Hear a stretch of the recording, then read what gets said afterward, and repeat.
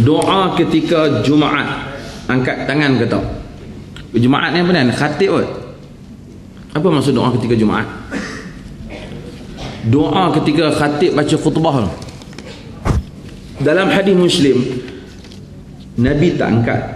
Sahabat tengok zaman kerajaan Bani Umayyah, ada orang angkat tangan khatib macam baca khutbah.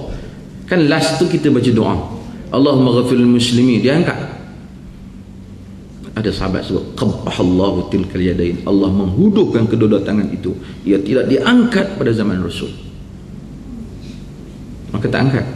Sebab tu orang khatib dulu kan, mereka pegang pada mazhab Syafi'i, hak Malaysia ni, dia pun tak nak angkat. Betul, pandangan Syafi'i tu memang tak hadis. Lah ni angkat pasal dia lesen dari baru. Dia tak tahu, dia terus jadi khatib. Sebenarnya tak angkat, tak ada yang suruh angkat. Ada qaul dalam sebahagian mazhab yang sebut angkat, tapi tidak kuat. Hadis tu menunjukkan tak angkat. Khatib tidak angkat dan makmum juga sepatutnya tak angkat, memadai dengan kata amin, amin, amin.